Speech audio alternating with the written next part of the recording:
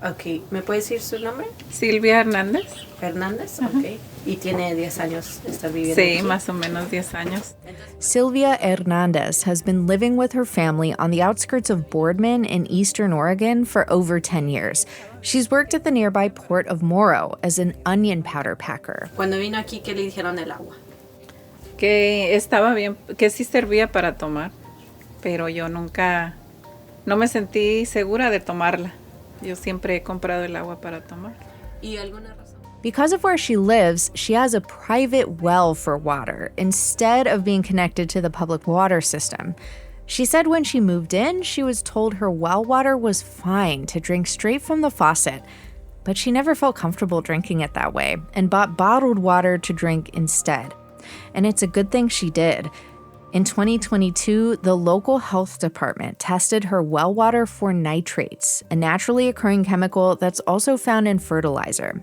Former Morrow County Commissioner Jim Doherty came back to deliver her test results. It was 47.9 was hers.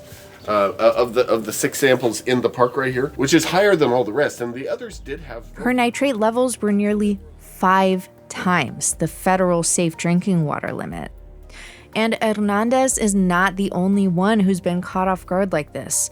In a series of local community meetings in Morrow County, other residents spoke up about their experiences, like Mike Pearson. And Mike, how long have you lived here and how long have you been drinking the water? 30 years. 30 years. And when did you first learn that the water in your well was not safe to drink? To the degree that it's not safe, about a year ago. And Paulo Lopez Sr. Tenemos muchas enfermedades. Hay personas con muchas enfermedades, no las tenemos nosotros. There's a lot of people who have health concerns, health issues. Y tenemos personas que nunca se dieron cuenta que tenían ese agua que no se puede tomar. And there's so many people who had no idea that that water was not safe to drink. And Gloria Munoz, a 19-year-old who said she'd just heard about the area's nitrate pollution earlier that day. Yo tengo 19 años y planeo cosas a futuro. Como muchos aquí ya hicieron su futuro, sin saber que estaba contaminado el agua, que su propiedad estaba contaminada. She said that as a teenager, she plans for her future, that it's unfair to so many others who plan their future here without knowing that their water and their land was contaminated, and that what they invested to be able to flourish here has instead withered away.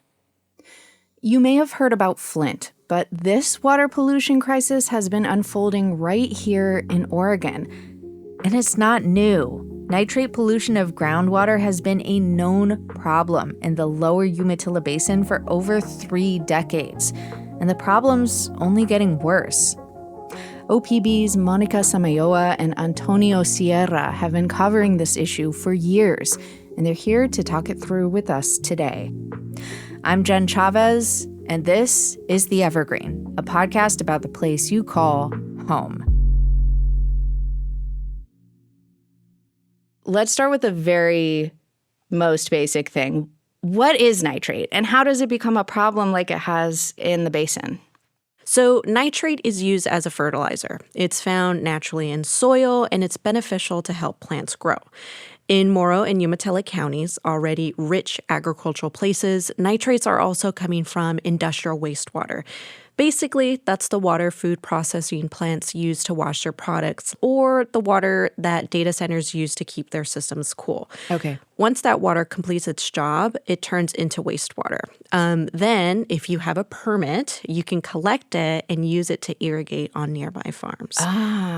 So for some, like farmers, that's a big win-win. It helps them save money on fertilizer and water. But when too much of this wastewater is over-applied to farmland, it starts to seep into the groundwater and contaminates it. Mm-hmm. The Environmental Protection Agency said that nitrate levels above 10 milligrams per liter can cause health effects that could lead to respiratory infections or even cancer. So the state regulates and monitors the public water systems, but they don't regulate people who get their tap water from private wells. And this is where that problem gets really big. So there's no rules for that. And it's up to the well owner to do their own testing and ensure that their water is drinkable. Many people aren't aware of this issue and they don't know that they're drinking contaminated water. They don't even know what their levels are. And we heard from a few locals a minute ago about their experience with this. I think one that stood out to me was the 19-year-old Gloria Munoz, who was talking about her experience. Yeah, you hear her she's pleading with whoever she's speaking to about, hey, you lived your life. You've made your decisions. Don't make my decisions. I still have a whole life to live. And that to me, that part hit me. Hearing these voices and hearing people's stories, it brings me back to when I went out to Boardman and I was meeting with many people who were open to talking with me about, their nitrate levels, whether they knew or they didn't know about it. And it's just kind of, you can hear that urgency in their voice and kind of pleading like, hey, we need help here. Yeah, just to take us back into that room. This is a very young girl, and then she speaks in front of these lawmakers with this incredible composure, but with such clarity in what she's saying. And she didn't even know this was a problem even a day or two ago, but she's already demanding action and already demanding that she be heard. I mean, that reminds you what the stakes are for this story. That this could be life or death. Who are all the residents in this area who are most affected by nitrate-contaminated groundwater? Anyone that owns a private well and gets their water from there. But as we heard, demographically, it's lower income folks and Latinos. So the region is home to many Latinos in which, English is not their first language, just how we heard right now. People are just finding out about this issue. And so there have been many efforts from local organizations that have not only been testing wells, but also educating people on the health impacts and helping them understand that their water is not drinkable. Like Ana Maria Rodriguez, she's a local organizer with the group Oregon Rural Action.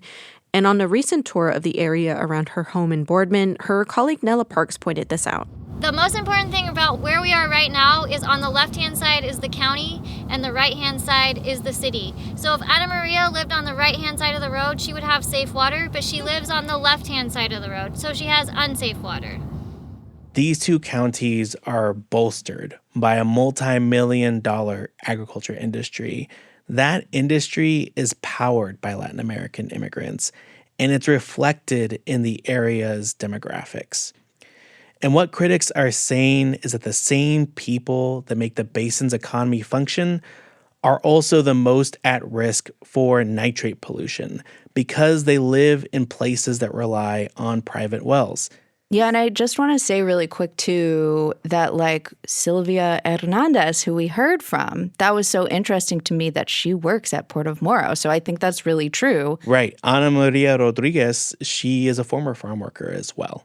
And she's talked about working in the onion fields. So people are really close to this issue. They know how both sides of the coin work, being affected by it and also working for the industry. And I have met people that have not wanted to talk to me when I go out and visit because they either work for the Port of Morrow or for Lamb Weston or for any other food processor there in fear of losing their job. And this is not a new problem. It has been a known issue in this area for over 30 years. What happened back then when people first realized this was happening? All right, well, stay with me here. Okay. So the state did some testing in the late 80s and found that the nitrate levels were beyond the safe drinking water limit. That led to the creation of a voluntary committee called the Lower Umatilla Basin Groundwater Management Area. And I'm just going to refer to them as a groundwater committee. They represent a lot of different groups from city officials, state agencies, water districts, industry like the Port of Morrow, and farmers. At first, they were tasked with finding out where the excess nitrate is coming from and create voluntary guidelines to help lower those levels.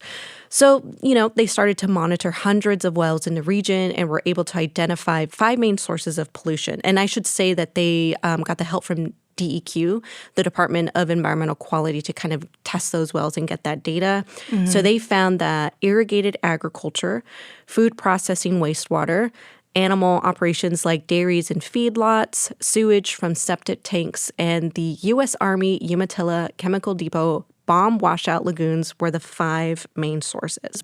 So the committee did what they were tasked, but they have no regulatory power, meaning that they can find the sources where this is coming from. They can come up with solutions, but they're only seen as guidelines and voluntary measures. And, this is why this issue, high nitrates, it continues to be dragged on to today. I spoke with Jim Doherty, who we already heard from. He's a former Morrow County commissioner.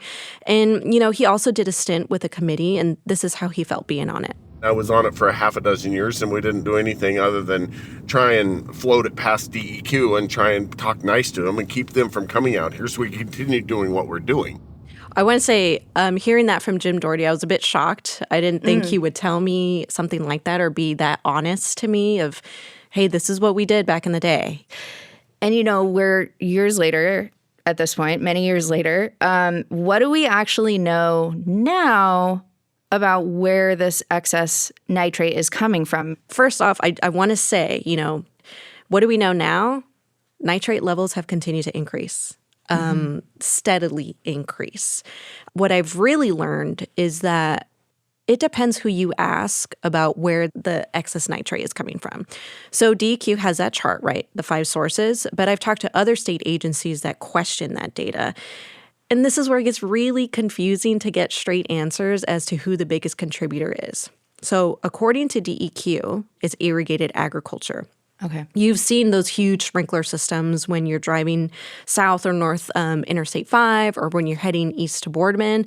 That's irrigated ag. DEQ estimates that section of the pie accounts for almost all of the excess nitrates seeping into the groundwater in the region, about 70%.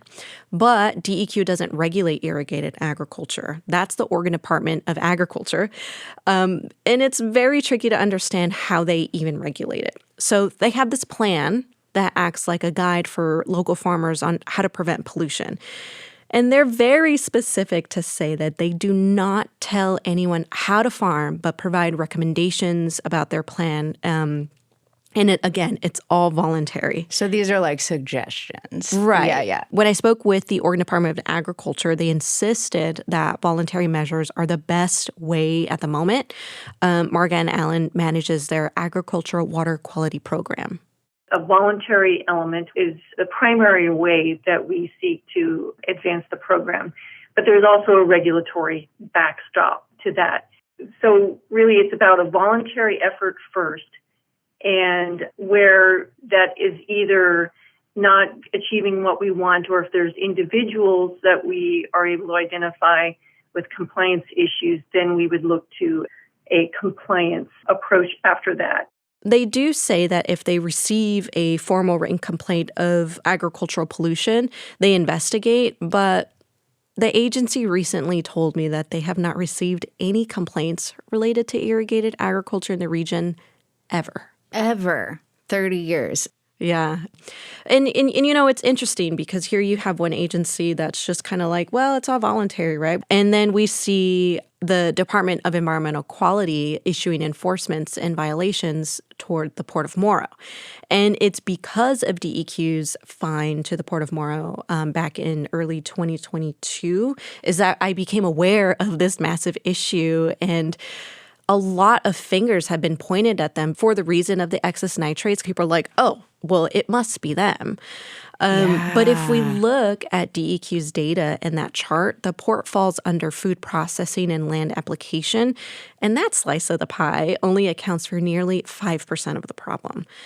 I do know that there are efforts to get a clear picture of where the excess nitrates are coming from, but even beginning something like that is going to be extremely difficult. So there's a lot that we don't know about how nitrates occur in the region naturally, and that makes it that much more difficult to get answers and the correct data. And as a reporter covering it, it's just very frustrating that it's hard to find those answers. Yeah, no, I can imagine. And just to think about this, to put it into context, me and Monica have spent hours going to meetings, looking up rules, talking to people inside and outside the basin. We now have an alphabet soup of state agencies we've talked to and all sorts of technical knowledge that neither of us thought we'd ever have. But if you are just a person living in the basin who is having their well tested, it's so much more frustrating to get answers and to get clarity on what's going on.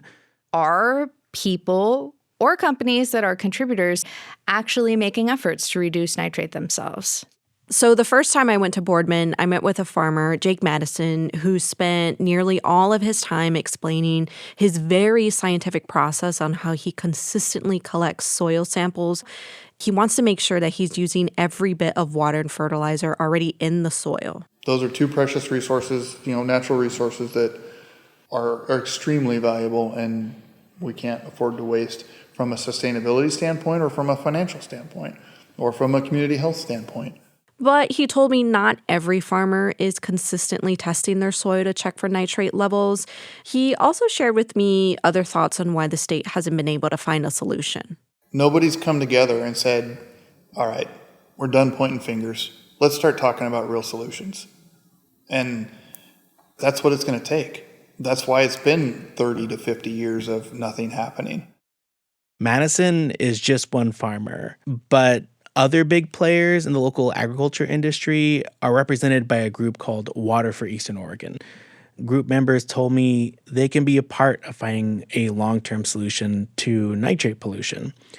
Board member Debbie Rady is the chief operating officer of Boardman Foods, and she told me why she was motivated to help. These are communities that our employees work at. These are communities that we live at. I have a well. Many of my friends and family have wells. The problem is environmental groups don't buy it. They say that these farms and food processors are most responsible for the pollution, and they're just trying to improve their public image. Coming up after a short break, we'll hear what elected officials have been doing about this problem and whether it's made a difference for residents with contaminated water in Eastern Oregon. Stay with us. So there has been increasing attention on this issue by people in power in Oregon in the past couple of years. In 2023, visitors to the region included U.S. Senator Jeff Merkley. Thank you for putting up the signs with the levels at your homes. Oregon Governor Tina Kotek. I want you to know that I want you to be able to drink your water.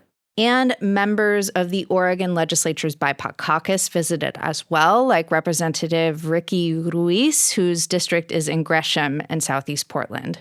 What's happening in your communities, what's happening in your home is simply not okay. So there has been a lot of activity. And Antonio, I know that you've been there in Eastern Oregon attending lots of these visits. I'm wondering, has this increased attention from political leaders and lawmakers actually moved the needle? How have people in elected office been addressing this that you've seen? Right. It really started with local government leaders. The Morrow County Board of Commissioners declared an emergency in June 2022. It expired by the end of the year. However, the state got involved after that. The Oregon Health Authority put together a campaign to get wells tested. OHA also identified about 3,200 homes who draw their water from private wells. As of January, only 1,600 wells have had their tests completed. Okay, wait, so that's like half, right? Yes, of the total wells that they've identified. That might not even be a full picture of how many wells there are. There's no central database.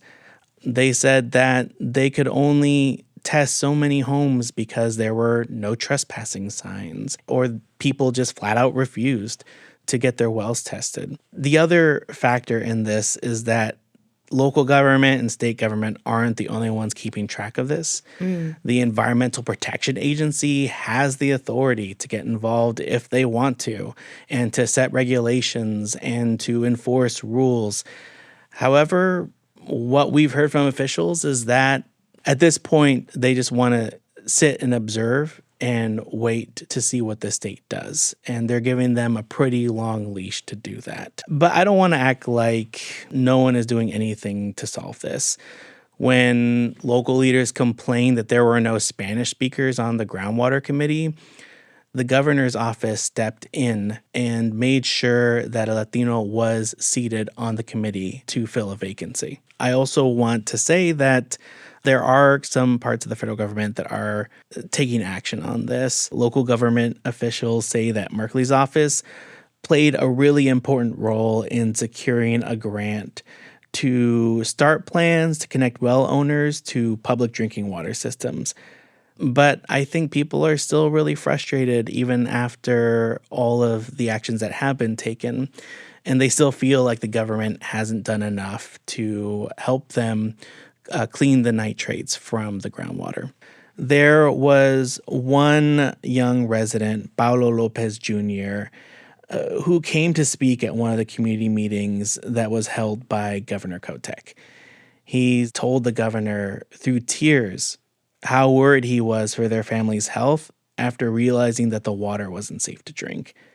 A few months later, when the state lawmakers came to town, he had this to say to them. The governor did not just promise me. She promised all of us. She has barely done anything. And I would like to help by speaking for those who can't or who don't want to speak. And I would just like you to remind the governor about her promise. Wow. I've never heard that. And it goes to show that everyone there is listening very closely to what, federal, state, and city officials are saying and are promising. And so when that doesn't get delivered, they're right there and they're going to call you out on it. And that's exactly what we've been seeing.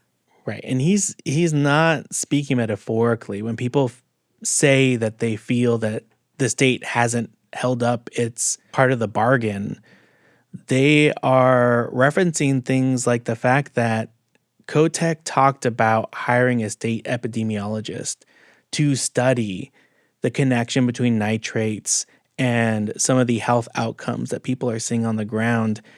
And that hasn't materialized yet. And when we've asked about it, the state has told us that actually they don't intend to hire one right now, that that's really not what they're prioritizing. So all three of us are Latinos, and I'm wondering for the two of you, did that affect your approach to reporting on this or your experience in general covering this story? I grew up in a suburb in Los Angeles. It's also a majority Latino place, but it's so much different than Boardman. By the time I was growing up in the community that I grew up in, Latinos were already well established and generations deep.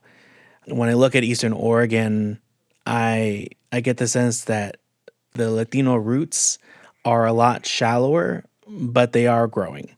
I wonder, is this going to be a galvanizing issue? Is this going to be an issue that inspires change from that younger generation?